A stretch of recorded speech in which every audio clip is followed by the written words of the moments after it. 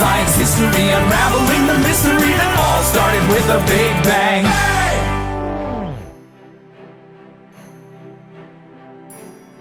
I didn't go to my 40th high school reunion. I agonized over the decision. Part of me wanted to go simply to take a victory lap. Part of me thought that to be a most unworthy motivation for traveling across the country in a private jet with a full head of hair, a 32-inch waistline and a beautiful woman almost half my age. Part of me wanted to see how my classmates turned out after decades of life. Part of me was simply frightened by the mortality issues implied by decades of life. Part of me did not want to revisit memories of that sad, alienated kid whose best idea for attending the Sadie Hawkins Day dance was sitting on the handball court swilling Southern Comfort and then blundering into the gym until a teacher threw him out on his ass, after which he threw up on his shoes. Part of me was simply worn out from work and feared the reunion would culminate with a debilitating, Schadenfreude-inducing stroke near the punch bowl. Part of me truly wanted to enjoy the company of the people I grew up with. Part of me feared being judged by them, even if the judgment was positive. Well, it's too late now. The reunion is over. Now there's a part of me that has quietly begun to agonize over going to the 50th. And a part of me that regrets not going to the 40th in case I'm dead by the 50th. And a part of me which is thoroughly exhausted by the part of me that worries and thinks too much. But that part of me writes sitcoms and vanity cards, so the exhausted part of me just has to suck it up. And yet there's still another part of me that merely watches all the other parts with tender, paternal amusement. Part of me thinks that's my spiritual part, the loving, non-judgmental, ever-present witness. Part of me thinks that if I'm still alive for my 50th, that part would have good time at the party. Rereading this card now, part of me thinks I should be heavily medicated.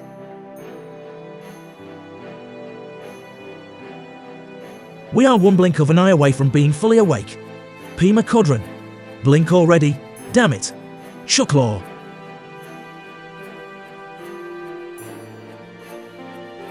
Everywhere I look I see Ned Beatty, not literally Ned Beatty. What I keep seeing appears to be his doppelganger, or his evil twin, or a Ned Beatty wannabe, or simply some paunchy, red-faced, middle-aged son of a bitch who has either the great misfortune or great good luck to look just like Ned Beatty. I would also venture to say that if you were to casually glance over your shoulder, you too would see, not now, wait until it's cool, okay, now, see it. There are a suspicious number of Ned Beattys wandering around this country. If one were conspiratorially inclined, one might even think that someone is growing a secret army of the rotund little bastards. Why? To what end? Retribution on an apocalyptic scale for the lifelong mocking the real Ned Beatty endured after appearing in the sodomy scene in Deliverance. Whatever the purpose, there's ample reason to be afraid. The only reassurance we can have is the knowledge that it's not nearly as scary as a whole bunch of Warren Beattys running around.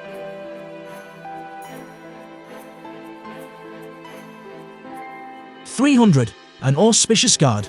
To me, at the very least, it represents my having had a hand in writing and producing 300 episodes of television, some of which were pretty good, some of which were in color.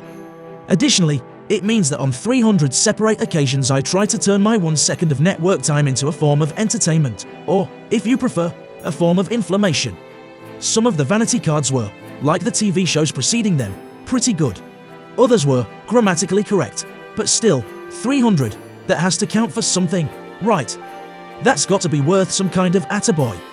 I'm certainly not being paid to write these things. In fact, there are several people at CBS and Warner's who'd probably pay me to not write them. Mental note: look into setting up a blind auction predicated on the idea that, for the right price, I would permanently change my written vanity card to a cute picture. Maybe a photo from my most recent colonoscopy. Let's see what the market fetches. Anyway, this is my 300th vanity card. I really wanted to write something that was as important as the number seemed to imply. I'm pretty sure I failed. Attaboy.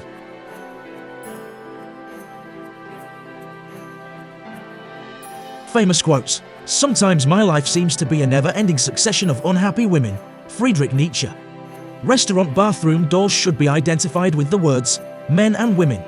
Silhouettes and cartoon drawings of sombreros, bowler hats, puffy skirts and pretty mouths do not provide enough information for drunks.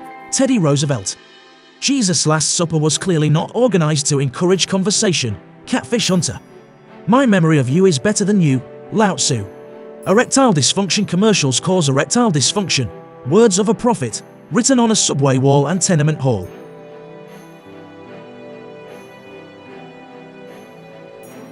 Zen and the Art of Sitcom. I have been writing sitcoms for 25 years. During this time I have learned a few things, practical things, do's and don'ts if you will. For instance, do hire actors based on talent, not looks. Somewhere between take 8 and take 15, you will be hating both yourself and the gorgeous, but clueless and Jane Yu who got the job because she looks exactly like what you imagine the character looks like, or worse, like the kind of woman you could live happily ever after with. Don't waste time with a marginal joke that forces the actor to twist him or herself into a pretzel in order to make funny. It's much better to work a little harder and write a great joke that the actor can do in their sleep. This also allows the actor to be well rested when it comes time to renegotiate his or her contract. Do try to be kind to the power players, the movers and shakers, the people who tell you how to do your job. After they fail in network TV, they will remember you fondly while they're busy tanking fledgling internet companies. But perhaps more important than do's and don'ts is learning to trust in the mysterious power of intuition. The soft inner voice that guides you to a better outcome than experience and logic could ever provide. This is what I call the Zen of sitcom. The willingness to allow rant sentence to play a part in the making of a TV show. Try it sometime in your own job. It can be the source of great inspiration. A word of warning though, it's not foolproof. If your business collapses or you wind up getting fired, you're probably hearing the same voice I listened to when I created Grace Under Fire, Sibyl and 4 or 5 TV pilots that now function as landfill. If it's possible, try not to listen to that one. As inner voices go, it's kind of a douche.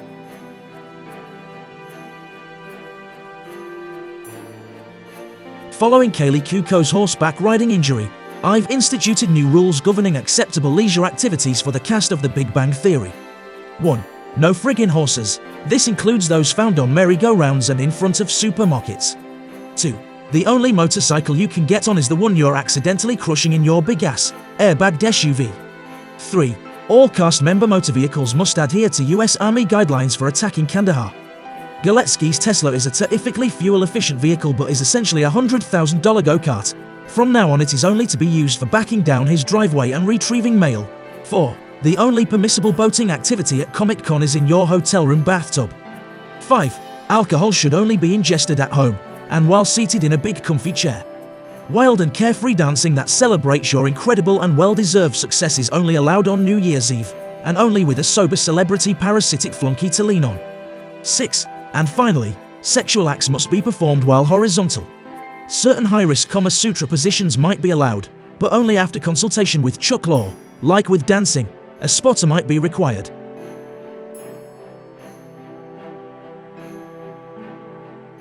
When I'm not working on The Big Bang Theory, I work on other TV shows. One of those shows gets a lot of bad press. Sometimes, when I read the very unkind things written about that show, I'll remember the words of a sleazy music manager I was briefly associated with back in my rock and roll days. The guy was right out of Central Casting, bald, middle-aged, pot-bellied and sucking on a cheap cigar. He would sit behind his metal desk in his ratty little office and pontificate to dumbass musicians hungry for career guidance. One of his speeches has remained vivid in my memory for 35 years. He said, to a soon-to-be non-existent, dumbass power trio I was then a part of, "Boys, if half's the people's loves ya, and half's the people's hates ya, you're a star." At the time I had no idea what he was talking about. It wasn't until 15 years later when I was writing for a TV show called Roseanne that I figured it out. I was once again reminded of all this when the star of the show I was talking about earlier came out for a curtain call in front of a packed studio audience. They went wild with applause. I looked at the man taking the bow and thought, there is a big star. Then I looked up at the screaming, cheering audience and thought, there are half's the peoples.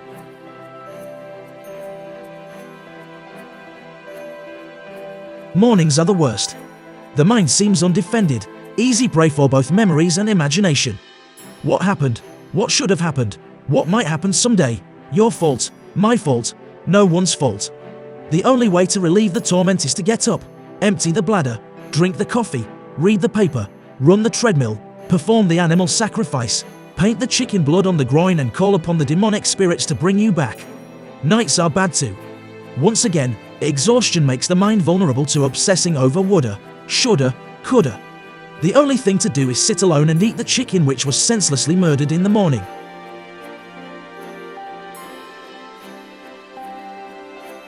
As I get older, a poem under construction. As I get older, I see more clearly, but not with my eyes. I hear more sharply, but not with my ears. I smell more ripely, but not with my nose. As I get older, I see more clearly, but not with my eyes. I hear more sharply, but not with my ears. I touch more intimately, but not with my finger. As I get older, I see more clearly, but not with my eyes. I hear more sharply, but not with my ears. I love more deeply, but not with my penis. As I get older, I see more clearly, but not with my eyes. I hear more sharply, but not with my ears. I think more better, but not with my brain, my head, noggin. As I get older, I see more clearly.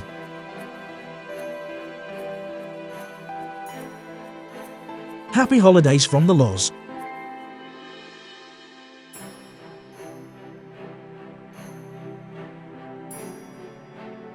The Mask of Undugu.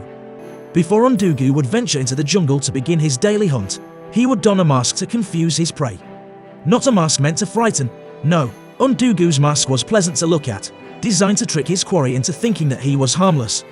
In this way, Undugu was able to get close and strike a lethal blow, which is exactly what he had in mind the day he spied a beautiful creature drinking at a watering hole. Hiding behind his benign facade, he positioned himself alongside his intended victim and prepared to attack. But what Undugu didn't know was that this beautiful creature was also wearing a mask that successfully camouflaged a fierce and merciless predator. And so it was that Undugu suddenly found himself being devoured, torn apart, eviscerated.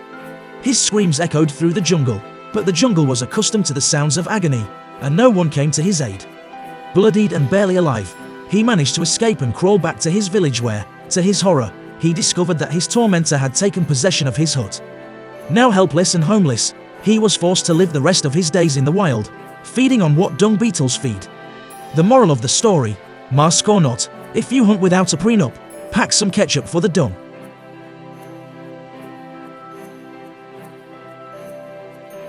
I have a recurring dream that I've been drafted to play on an NBA team. This is a very upsetting dream because I can't really play basketball.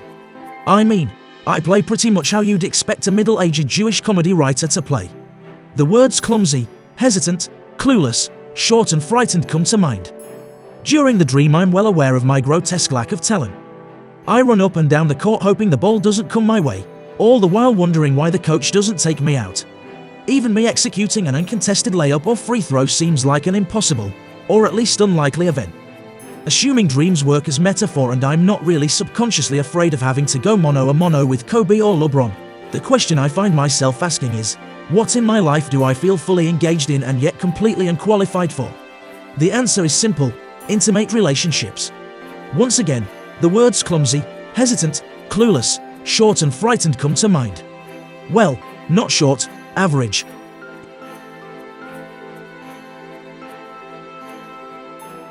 In the near future, we will see brain scan technology that can determine, without fail, if someone is telling the truth. Shortly thereafter, we will be able to buy mobile devices that perform the same task on the fly. In other words, we are on the verge of having all of our conversations constantly and instantly monitored for veracity.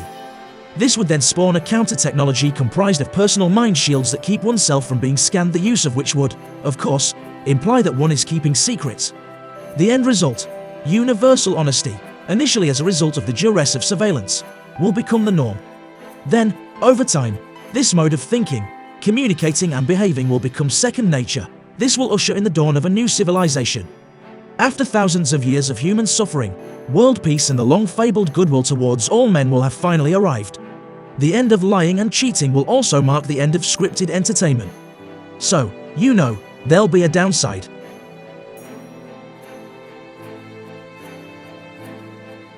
They weren't not in love, it's just that the subject, as such, never really came up. It kind of loomed over them like a blissfully stupid cloud, the love cloud. Guaranteed to rain on your brain, till you're moaning with serotonin. Maybe what was happening was that they were in love with the idea of being in love. But that's still love, right? Instead of loving each other, they loved an idea, an aspiration, a wish. The other person was more or less of an afterthought, somewhat expendable, or at the very least, interchangeable. I love that you make me feel like I'm in love. You, on the other hand, I can take or leave. Of course, it was just a matter of time before the truth of each other, the hard fact of their unique selfness, their one-of-a-kind snowflakiness became unavoidable. I may be a broken toy, but you are a Chinese crib factory that uses lead paint. Saying goodbye in these circumstances is always very awkward. I just had your car towed. That's okay, those flip videos I said I erased are now on the internet.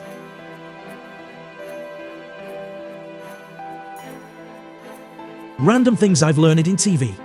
Never ask a question when you know the answer is going to be a lie. Silence is always bad news. Strong Nielsen ratings guarantee employment, not self-esteem. Actors can smoke cigarettes because they're immune to carcinogens. It's safe to talk openly and honestly with people because they're not really listening. The two major groups in TV showbiz are, naturally enough, show people and biz people. Telling them apart is simple. No matter how old they are, show people, usually creative types like writers, actors, directors and musicians, dress like teenagers. Again, regardless of age, biz people, agents, managers, lawyers, company executives, dress like adults. When biz people start dressing like show people, it means they've made too much money off the backs of the aforementioned show people. When show people, usually directors, start dressing like biz people, it means they're insecure about their creative involvement and need a hug.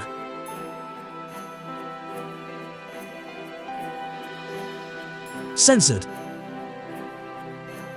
Oh, not sure if this will get blocked on YouTube.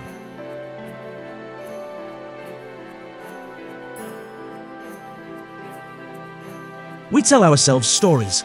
We weave together different plot lines, wondering if the outcome of the story might be different were we to have done or said something other than what we had done or said, all the while knowing that the various alternative outcomes are just more stories, fictions meant to distract us from what's actually happening, and so we pause from weaving and commence breathing, gently and non-judgmentally saying hello to what is, oy vey.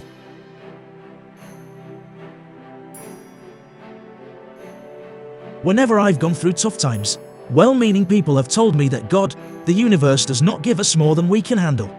Well, I've been going through a tough time recently, and sure enough, the old saying has been tossed my way on several morose occasions. After some careful consideration, I've decided it's bullshit.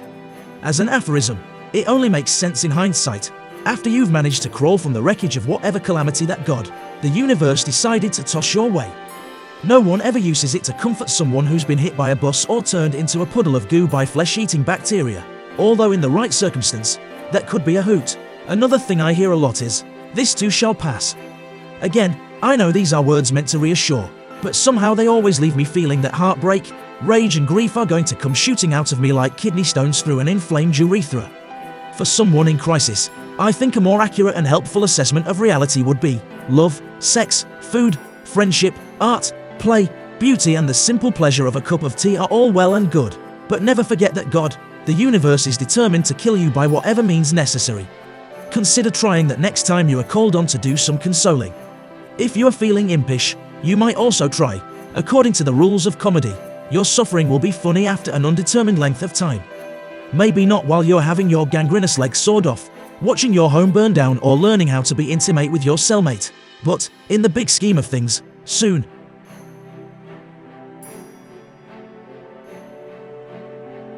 My Lorre rate my vanity card.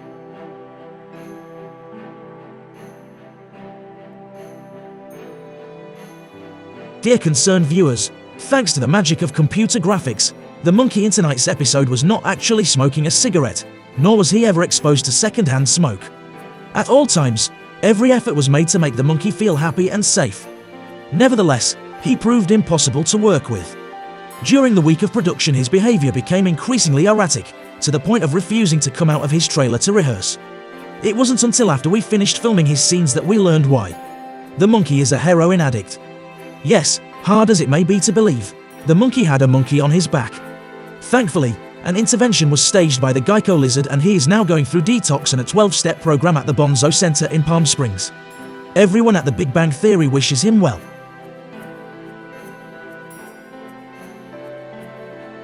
I've been studying up on the psychological phenomenon known as projection.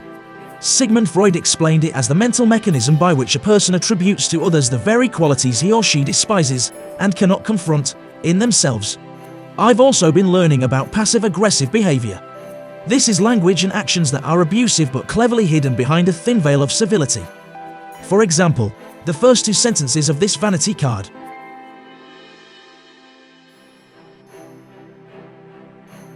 What doesn't kill us makes us bitter. I used to believe that to be both funny and true. Years later I learned that pain could also be the touchstone for personal growth, which of course points back to the original saying, what doesn't kill us makes us better. Not funny, but perhaps closer to the truth. Or at least the truth I choose to believe in these days.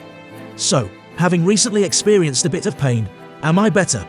Well, let's review. I think I'm fairly immune to name calling now. I'm not sure I could have made that claim a few months ago.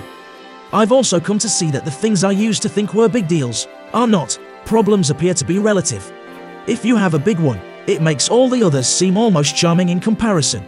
And finally, when your life takes a path you could never have foreseen, it's humbling, in a good way.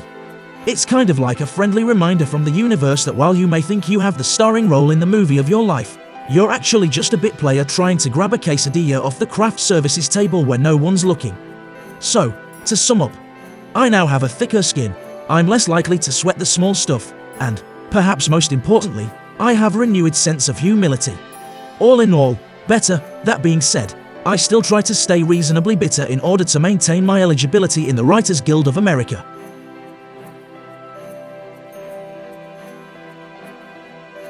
Thank you for watching The Big Bang Theory. See you next year.